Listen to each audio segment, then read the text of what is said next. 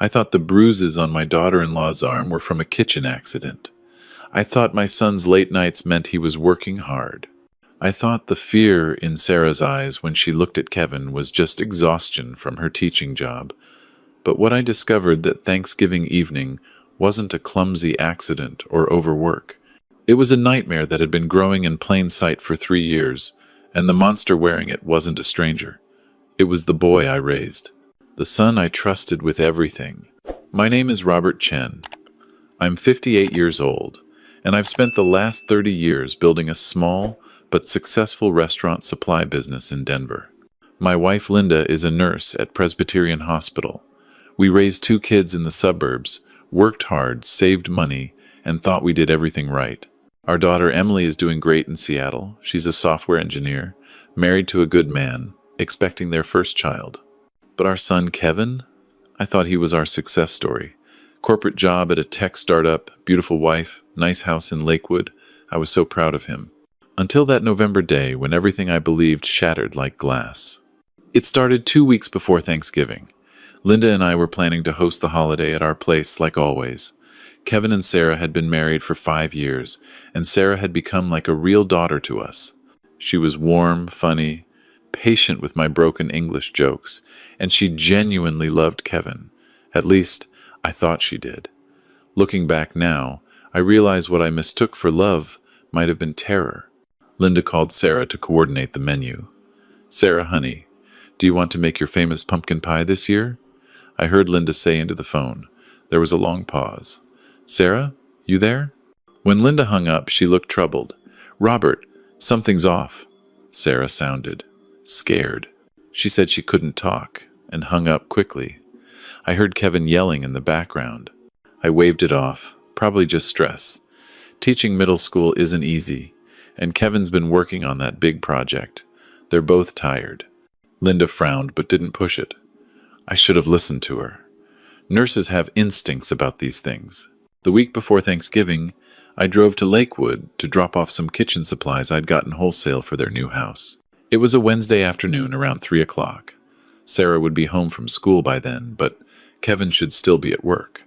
I wanted to surprise them. I pulled up to their house, a nice 2-story Craftsman they'd bought 2 years ago.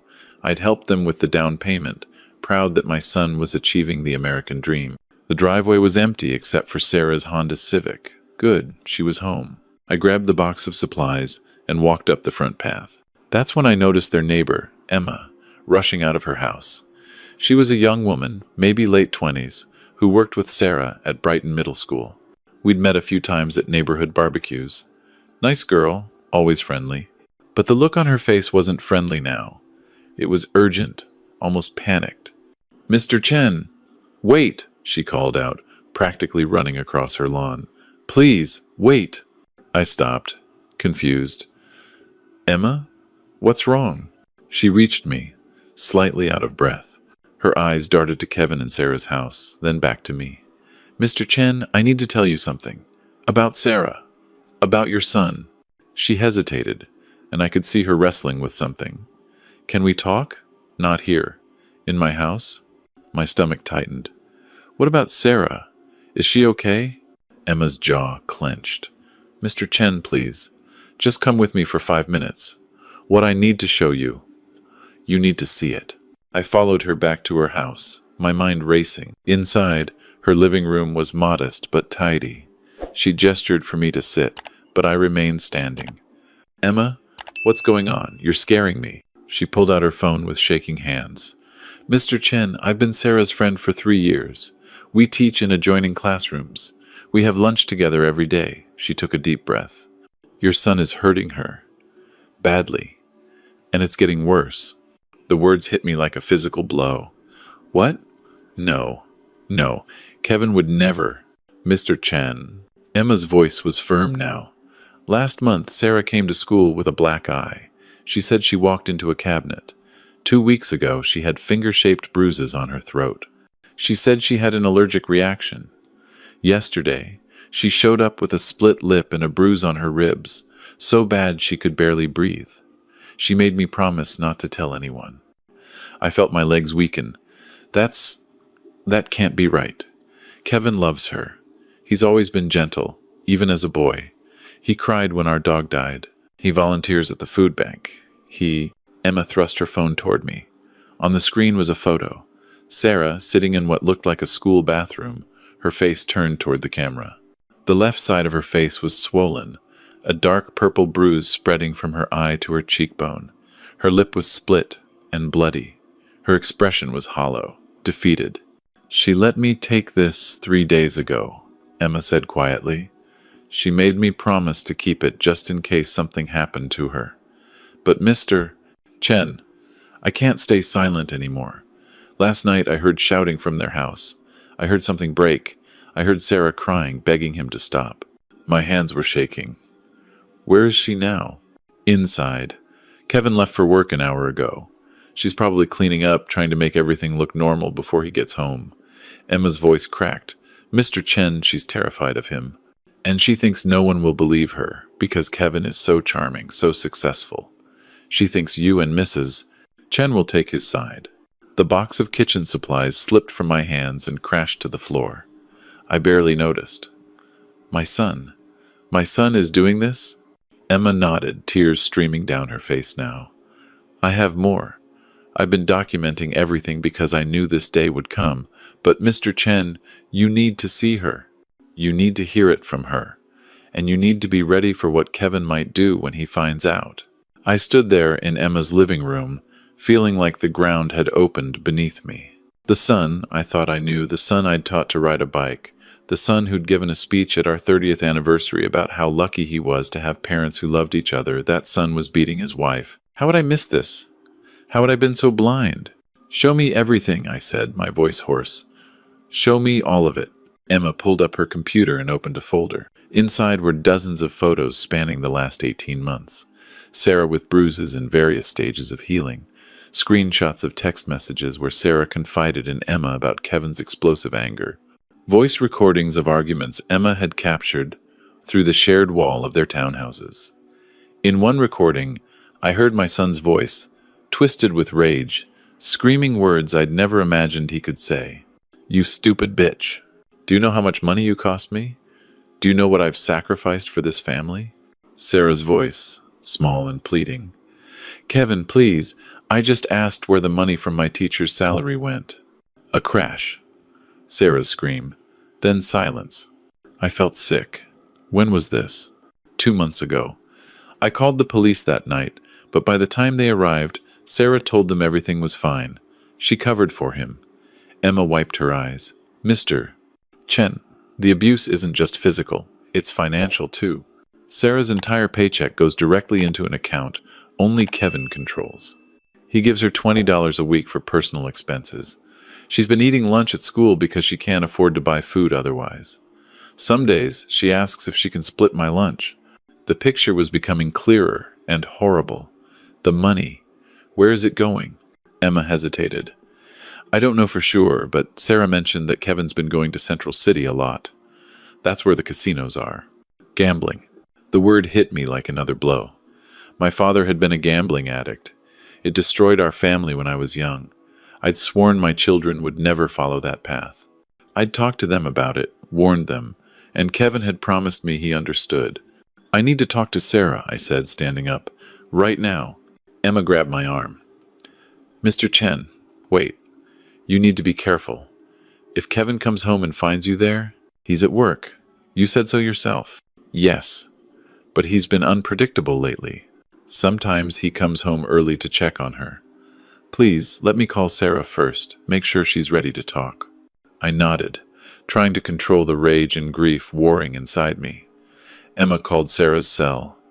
I could hear it ringing through the phone's speaker. Once, twice, 3 times. Then Sarah's voice, small and wary. "Emma?" "Sarah, honey, I'm with Mr. Chen. Kevin's father. He's here, and he knows. Can we come over?" A sharp intake of breath. Then silence. When Sarah spoke again, her voice was shaking. "He knows? How much does he know?" "Everything," I said, taking the phone from Emma. "Sarah, it's me. I know what Kevin's been doing. I know you've been protecting him, protecting us from the truth. But sweetheart, You don't have to do that anymore. Please, let me come over. Let me help you." Another long silence. Then, barely audible, "Okay." We walked across the lawn together, Emma and I. My heart was pounding.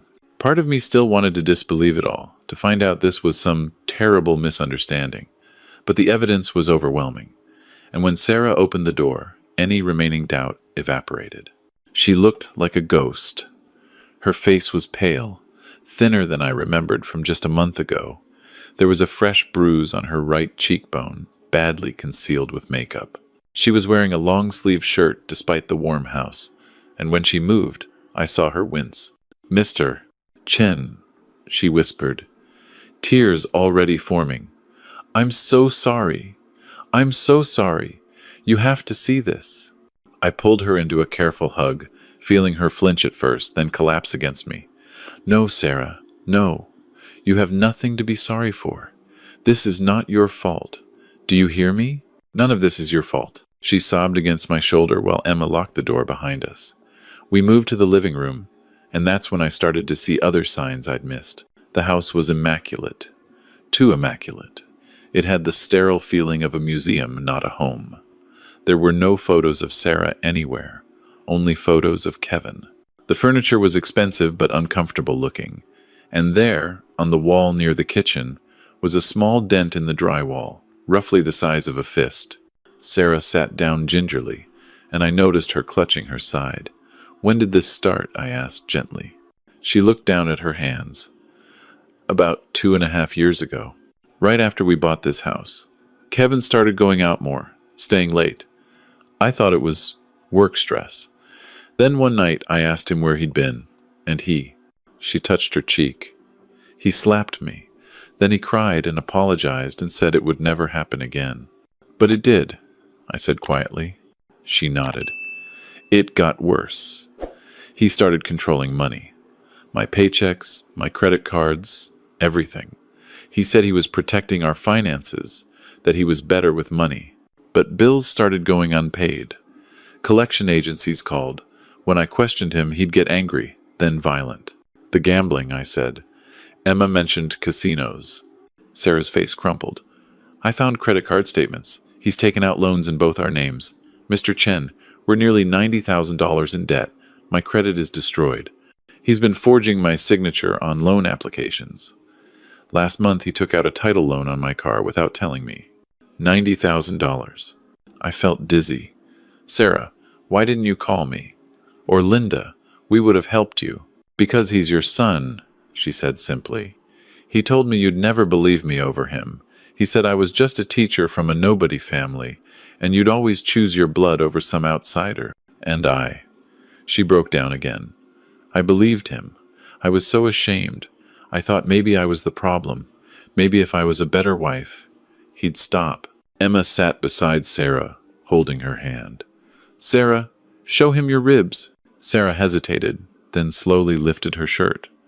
The left side of her torso was a canvas of bruises, purple, green, yellow, in various stages of healing. Some were clearly shaped like fingers, others like impact marks. "This was from Sunday," Sarah said, pointing to the darkest bruise near her ribcage. "I asked him where he'd been Saturday night. He didn't come home until 4 in the morning. He grabbed me and threw me against the counter. I think he cracked a rib. I had to turn away. I couldn't look anymore. My son had done this to a woman who loved him, who'd trusted him, to a woman I considered my daughter. "We're going to the police," I said, my voice hard. "Right now. We're documenting everything, and we're pressing charges." "Mr. Chen, he'll kill me," Sarah said flatly. "Last week he told me if I ever left him or told anyone, he'd make sure I disappeared.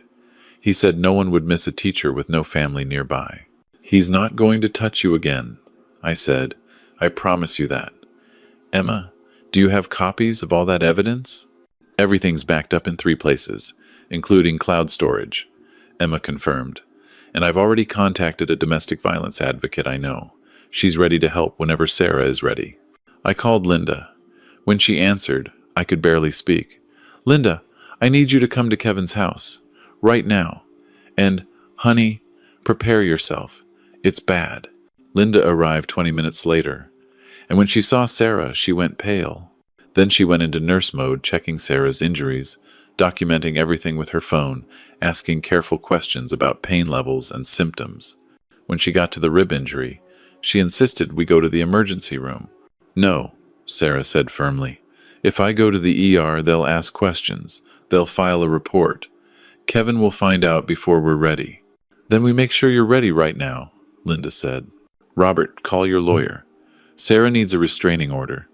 She needs divorce papers filed today, before Kevin knows what's happening. And we need police involved before he has a chance to run.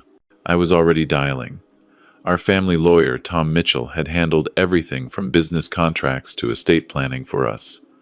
But this was new territory. When I explained the situation, he didn't hesitate. Bring her to my office. Now, I'll have a domestic violence specialist meet us there. We'll file an emergency protective order and get police involved immediately. Robert, does your son have access to weapons? My blood ran cold. He has 2 handguns, registered legally. Then we need to move fast. If he feels cornered, he could become dangerous. We were getting ready to leave when Sarah's phone buzzed. A text from Kevin, coming home early, made your favorite dinner to apologize for last night. Be there in 20 minutes. Sarah's face went white. He never does this. He's checking on me. He knows something's wrong. Then we leave now, I said. Emma, can Sarah stay with you tonight? Already planned on it, Emma said. I've got a security system and my boyfriend's a cop. He's off duty, but he'll be there. We moved quickly. Sarah grabbed some clothes and important documents while Linda helped her. I stood by the door, watching the street. 15 minutes until Kevin arrived. My son, the boy I'd coached in Little League. The teenager who'd hugged me when I helped him move into his first apartment. And now, the man I was preparing to turn over to the police. We got Sarah to Emma's house, then headed straight to Tom's office. By 6 p.m., we had an emergency protective order filed. By 7, we had a police report filed with Sarah's evidence attached.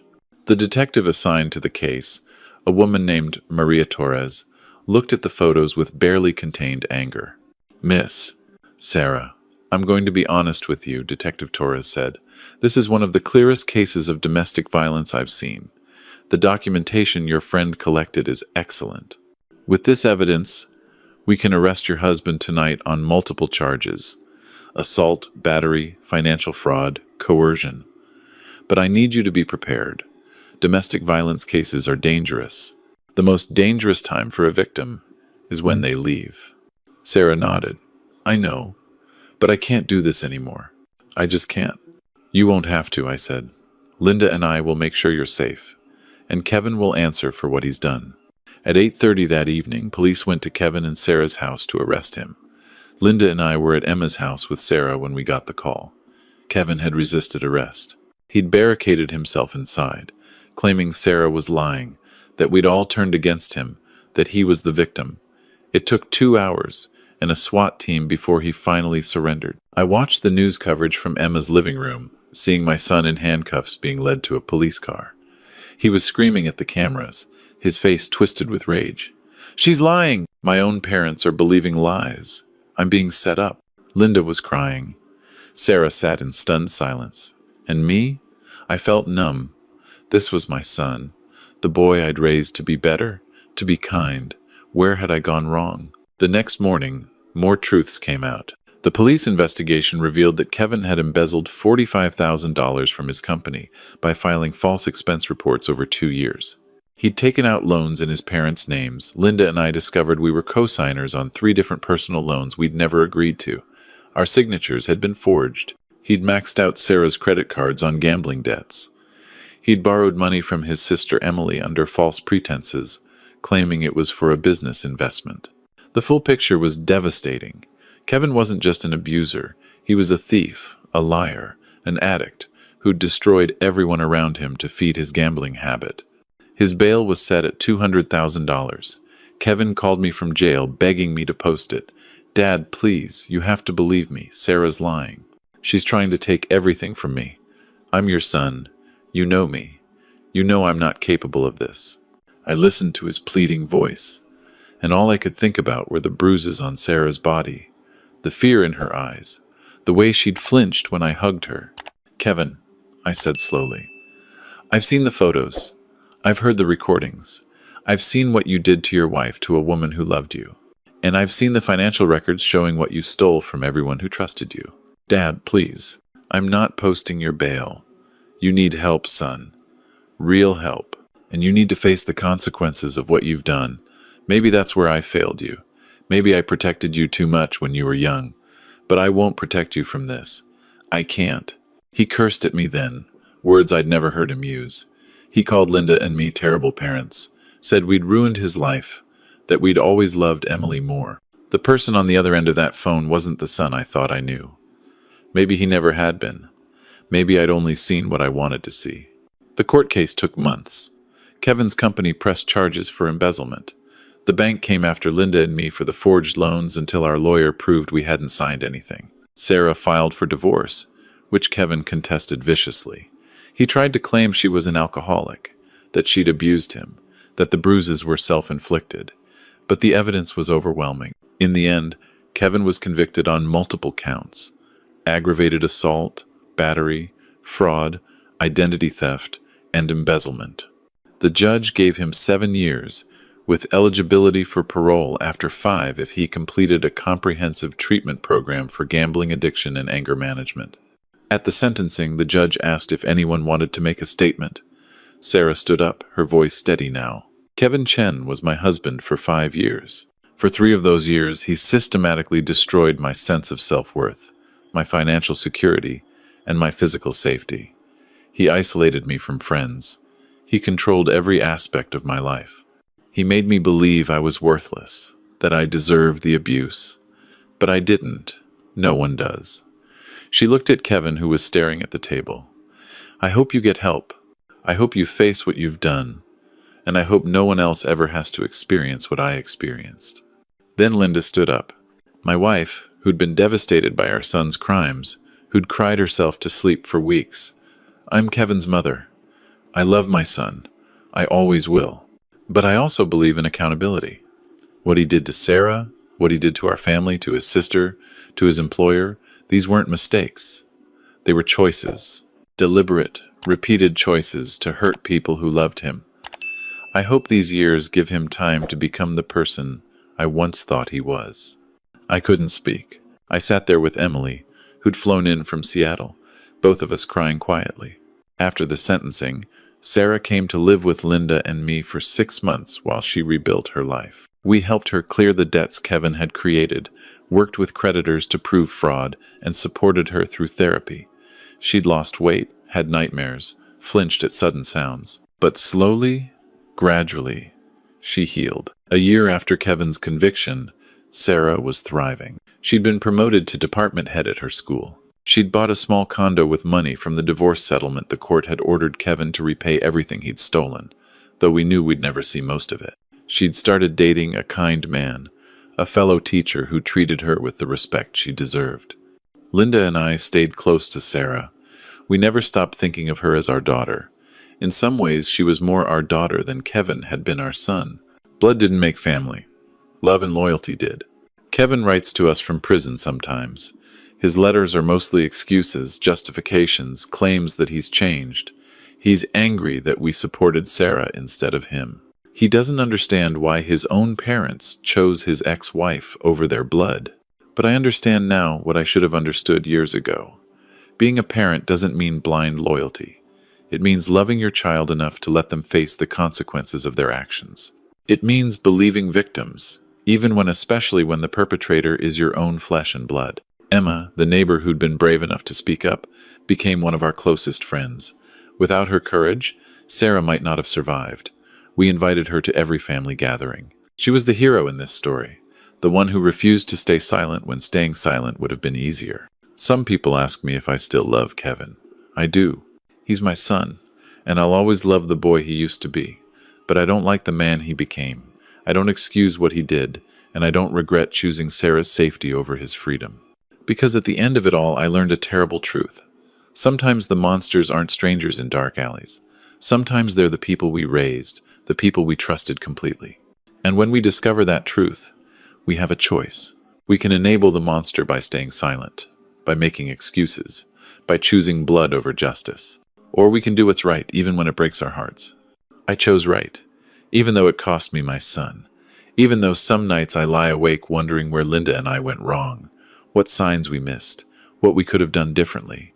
But then I think of Sarah Strong, survivor Sarah, and I know we made the only choice we could live with. We chose her. We chose truth. We chose justice. And someday, maybe Kevin will understand that choosing accountability over enabling was the most loving thing we could have done. That's my story. It's not the one I wanted to tell. When I started this journey at 58, I thought I'd be sharing stories about successful kids and proud grandparent moments. Instead, I'm sharing a warning. Pay attention to the people you love. Ask hard questions. Don't dismiss warning signs because you can't imagine your child, your sibling, your parent being capable of harm. Because evil doesn't always announce itself with a villain's laugh. Sometimes it comes wrapped in a familiar face, speaking with a voice you've loved your whole life. And the hardest thing you'll ever do is admit you were wrong about someone you thought you knew completely.